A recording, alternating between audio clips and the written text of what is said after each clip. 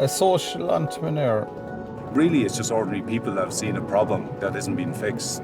I always felt from the start that there were people way better than me that could do this job. And then somebody told me, there probably is somebody better than you to do it, but they're not doing it. You are. It really is just taking action to actually make it a reality. You get one project across the line and people say, wow, he's not a lunatic. It does actually work.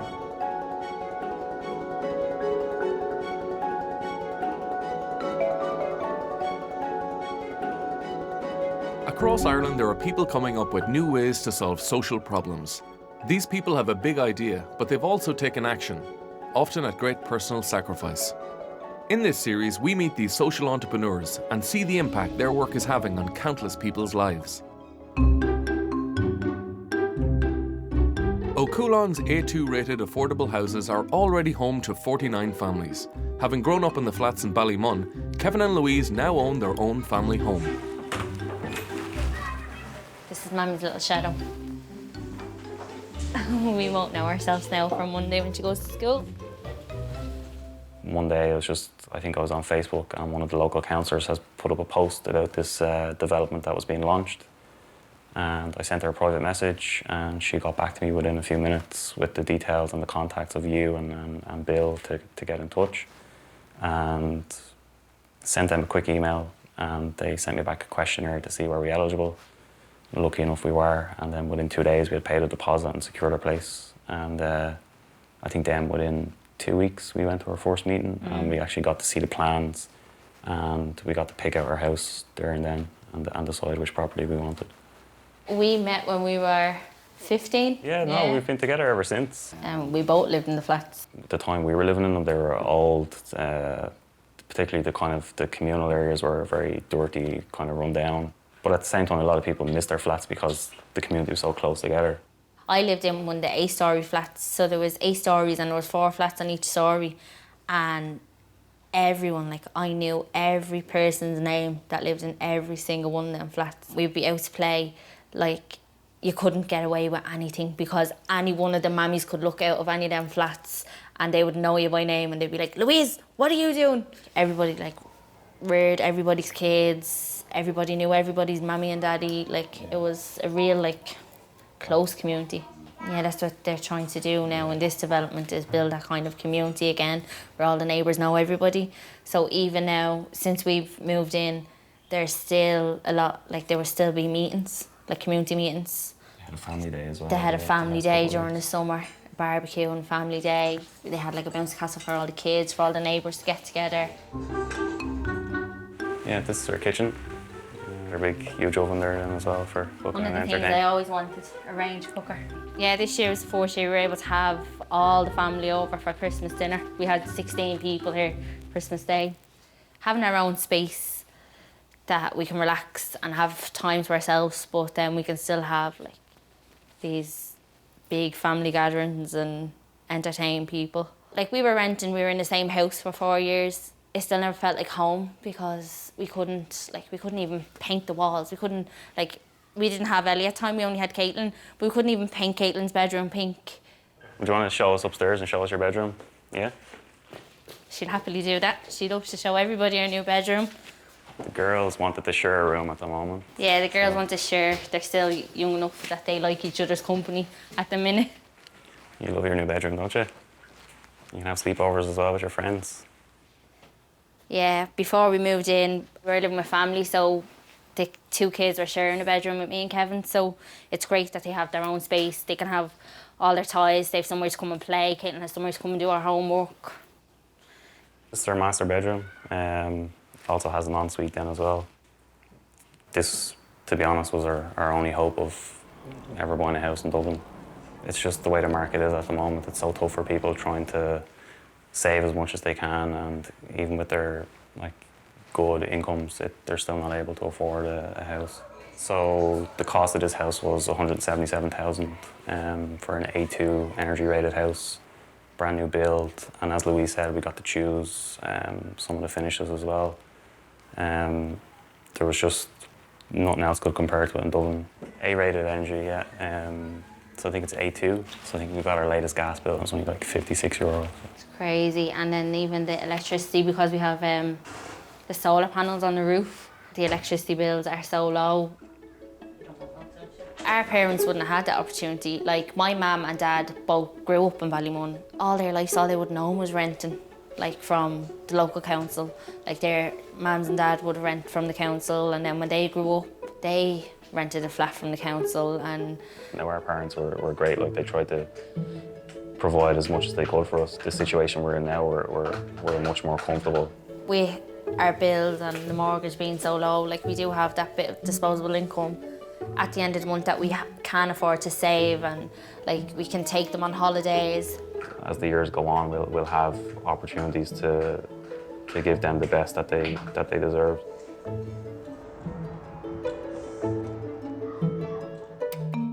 In some rural areas, people have longer wait times for emergency medical assistance. John Carney has been working for several years to change that. John founded Irish Community Rapid Response, the organisation behind Ireland's first charity-funded air ambulance, a service which needs to fundraise around €2 million a year if it is to avoid grounding the helicopter. In Baltimore, John has a rare day off to spend with his kids and a camera crew. The rough plan for today is that we have to prepare the boat and then we'll head out to the dive site. So Amy, my daughter, is going to give me a hand with launching boat because it's much easier. With public donations, the service could fly up to 500 missions per year. As we speak now, it's on duty. I'll get a text a minute if it goes out in a call, which is really exciting. They were at a call the other day. They got there in 12 minutes. They brought the patient back to hospital in 10 minutes. But that ambulance would be gone for most of the day out of that region. And they were able to take the patient, and the ambulance stayed there for other calls within that area. If the ambulance took the patient away, there's a good chance the ambulance wouldn't be back for 4 hours as a minimum. The golden hour is, I suppose, when you have an accident, whether it's in a farmyard, on a road, or whatever it is, if you don't get to a hospital within that first hour, it's proven that the chances of surviving beyond it, especially when a trauma injury, is very, very poor. So the first hour is the hour that you need to stabilise the patient and get them on the mend. Dermot, how are we doing? John's daughter Amy is a chip off the old block. Amy is doing her leaving cert this year. She's very independent. So there's not too many females on our lifeboat over the years. She's the first one in the inshore in many years. You only can join when you're 17. As I said, there's two types of people in this life. When a fire is taking place, people that run towards the fire and people run away from it. Hopefully, all my 3 kids are the ones that will assist, and they're very good, caring nature, so. Amy, are you ready to come with me? Yeah, sure. It'd be a nice day for the boat. As Amy said to me the other day, I got a bit of a shock. She says, Dad, do you know we have a 4th child, the air ambulance, she says. But sometimes I think it's the first child, she says. Do you know what I mean? So she's given out to me sometimes because I'm not around as much. What else do we need now? Or the dive gear? Yeah. And how would Amy describe her dad? Stubborn. Very stubborn. And like, if he sets his mind to something, he's going to do it. Whether it takes years or months or weeks, he's going to do it. The air ambulance is an outstanding achievement, but it took so long. But it is hard because, especially at the start, like when you're setting things off and trying to get things off the ground, there is a lot of away with meetings, and at the end of the day, it's going to save many lives. So it's a sacrifice that has to be made, really. Is this pumped up enough now? It is. I hate that hat. I wear these ridiculous hats. My kids hate them. I've arranged them because they They're kept hiding them, horrible. so I kept buying them. He may be an ex-Navy diver, lifeboat helm and qualified pilot, but he's still an embarrassing dad. 2 more kids to collect, the youngest Rory and middle child John. There's my young man. You right, Rory? Had you a good day? Tell me, Rory. I know Amy and John hate this hat. Do you know what I mean? I like it. You like it. You're the only one that likes that because you got one of them as well, haven't you? Yeah, I like it. Electronics on? Yeah. Yeah, on fire roar. Sorry, I'll do. We kind of grew up around here, and that's part of it. that volunteerism, that willingness to go out and assist someone in times of difficulty, especially with Union Hall, the Titbonham, it took us 27 days to recover all the missing casualties. I think the resilience of the community and the people was incredible here. To see people coming down, they couldn't dive, but what they did, they brought food, they helped. One woman rang me up one time, she said, "You're doing a great job. I have nothing to give you, but I'll pray for you," she says. Go around the buys and go in by the cormorants there. See the cormorants? I'll take this one. Put this down here. Now, show me a check. Half turn back. Good. This is my octopus. It's here if you need it.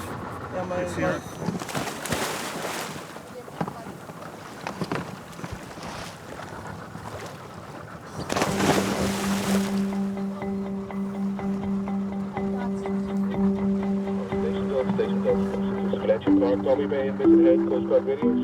As somebody said to me, I never seen a hitch on the back of a hearse. So how do you measure life? It isn't from how many houses and how much you have in the bank. It's what you did in that life, and what did you do to impact others. And I think that's a good measurement of success, to be perfectly honest. And that's the definition of a social entrepreneur, is the impact they make in the time they're here, and the continuation of that impact, the legacy that's left there. I think that's how you gauge success in social entrepreneurship. There's no question about that.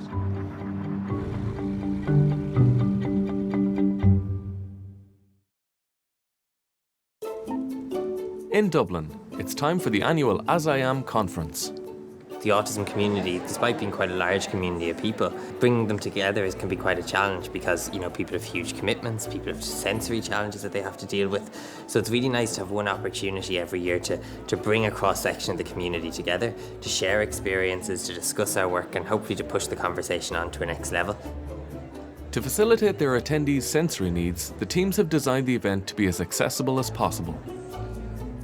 Please clap your hands when I have my hand up and stop when I put it down. That gives us a little bit of predictability as to when the noise will begin and end, okay?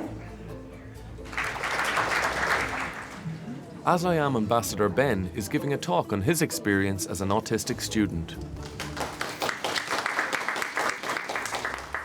I think my teachers were, for the most part, they were very understanding. There was one towards the end that sort of didn't want to hear it. So, okay, listen, I think it's fair enough to say that Ben's a very bright kid. He's well able to express himself, so he clearly doesn't need resources. Let's take those hours away from him, That was a major upset for me, for my parents, because I needed those resources. But this teacher didn't see that. That wasn't apparent to him. I am a mum of a 12-year-old boy in 6th class. I just want a bit of advice about what do you think would have helped you most in the transition from primary school to secondary school? Prepare your child in whatever way you can. If that means you're going down to the school, getting used to how it's laid out so he can navigate it when he gets there, maybe meeting a few of the teachers or so that they know them beforehand, just so that's not all new on the very first day. Don't recognise the place, don't know where the classrooms are, don't know who these teachers are they nice, are they not? If you know some of that stuff beforehand, I think it really, really helps. It may not solve all your problems going into secondary school, but it is a huge, huge help. The right resources, the right people are out there. They are. While it may not seem like that, and it may seem like a lot of running from one place to another, the people for you are out there. Illustrator, author and comedian Aoife Dooley was also invited to share her story. Diagnosed with autism as an adult, school was difficult for Aoife, and she found people set low expectations for her. However, within the first month of doing comedy, I'd won a comedy award for Best Comedian of the Year 2017, and then another month after that, I was in Hollywood with this guy from Saturday Night Live, having cocktails from a club that Paul McCartney was refused from. I wasn't meant to be there. I didn't really have interest in anything else other than art. I'd be messing in class and kicked out, and they'd say things like, "Oh, well, you're not going to amount to anything if you don't sit down and study, or you're going to be stuck in a dead-end job." And when you're like 15 and someone who's an adult and a professional is telling you that sinks in, and you start to believe that the only person who knows what you're capable of is you. There's my teachers saying, oh, you'll never amount to anything. I've 3 published books. I've an animated TV series on RTE. It's made a massive impact on my life, being able to find out and then just being able to finally kind of understand myself and be who I am. And to be in a conference like this today, to be able to talk to other people who are like-minded, who understand like where you're coming from, is like, it's a really kind of nice feeling when you haven't had it before, do you know, that kind of way. I'd be talking to other people and they'd say, oh yeah, I know what you mean, but I know 9 times out of 10 they didn't know what I meant. So now when I'm talking to like someone who's on the spectrum, we can just end up talking for hours and on end about like our special interests, where if I'm talking to someone who's neurotypical, they probably only last about 5 minutes when they're kind of turning their body language this way to go, and I don't pick up on that at all. So I could end up talking to you in Dunstars for like an hour and a half or something. Reaching people through their strengths is a theme at the event, and speaker Laura Crean believes it is key to improving the lives of autistic people. It might seem like in a way it's better to teach people, to just fit in, to just get by. But autistic people deserve more than to just get by in life. It's all about adapting, like how to hold back the meltdowns until you get home at the end of the day. But what kind of quality of life is that? Like, you shouldn't be expected to just get through your life. We deserve to actually be happy, and that's something that really isn't talked about enough. This conference has really shown the diversity of autistic people and how there's all this multitude of ways that they express themselves. When you get this many autistic people in one room, amazing things can happen. Thank you. Steve Silberman is an American journalist and is the author of Neurotribes, a best-selling book about understanding and accepting people with autism spectrum conditions. Well, we're used to making accommodations for physical disability. I can't imagine people saying to people in wheelchairs, well, why don't you just get up and learn how to walk? But that's what we really say to people with autism and ADHD and dyslexia. Yeah, Adam is like one of those people in science fiction movies who comes back from the future with a way of doing things that will fix a broken future and allow us all to live in a better present. As I Am is a template for the best kind of autism organization in which people are on the spectrum and neurotypical people team up together to bring out the best in each other and to add autistic voices to the public conversation about autism. Thanks, Emil. The conference this year has gone really, really well. We've had a great reaction. In many of the sessions now, we've the graduates of the youth leadership team who not only have travelled that journey themselves in terms of being comfortable with their story, being able to tell their story, but now are actually providing a phenomenal service to autistic young people. If we want to shift the discussion and demedicalise the discussion of autism, the only way we can do that is if there's autistic people leading that conversation, sharing our experiences, shaping the discussion of what should happen. I'm looking forward to a quiet evening and maybe 1, 2, or maybe even 3 beers. Yeah.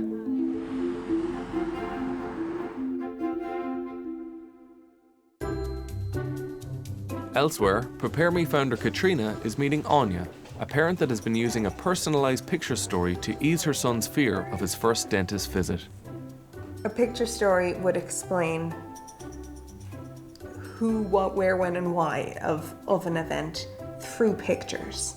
You're going to meet this person. This is their name. You're going to go in this place. This is what it looks like. You need to use the big white door. Don't worry, there is toilets there down the hall to the left. This is what they look like. This is what we're going to do when we're there.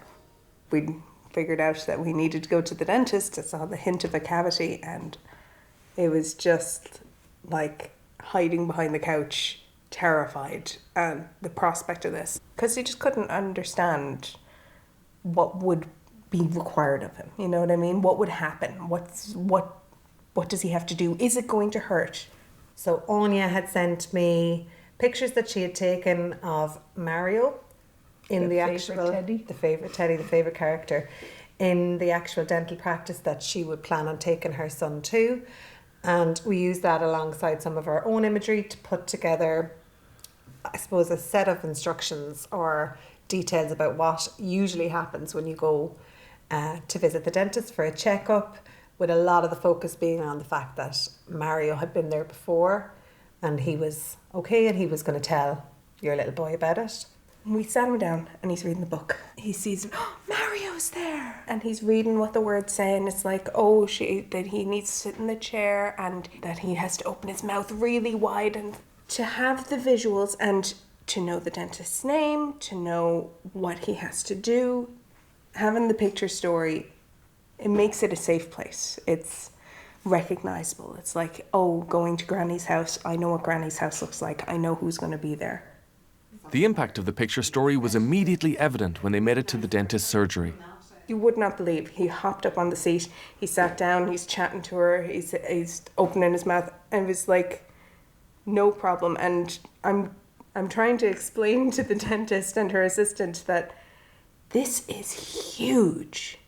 This is groundbreaking, and they just think it's like any other kid. They wouldn't notice the difference, but I knew how it could have played out. For Anya, this is just one activity which her son requires extra preparation for. So every new experience, you're kind of putting your hand up and saying, actually, we might have a little trouble here. You're drawing attention to yourself and you don't know how these people are going to respond. Is it stressful as a parent to have to do that? You get used to it. You can't, there are times when you would go somewhere like Shannon Airport and they have a sensory room. And the fact that they have that there, it's like, they get it. And it makes economic sense because I know many other people have actually gone out of their way to book specifically with Shannon Airport as opposed to another airport because those supports are there. Or I would book a specific hotel, another parent recommended because, this person was there and they're great. And sometimes that's all it takes. It takes one member of staff to cause change. Prepare me, if there was a sticker on the door, I'd be like, I'll book that one instead. And you don't feel like you're putting somebody out. You're allowed to be who you are, you know? Thank you so much for coming in and telling me the difference that the picture story made. Next time on Changing Ireland, My Big Idea, we see the impact that these ideas are having as we visit a Limerick homeless service that's benefiting from Food Cloud, meet a buyer in the latest Ó Cualann housing scheme, and hear how AgriKids is delivering life-saving farm safety messages to children across Ireland.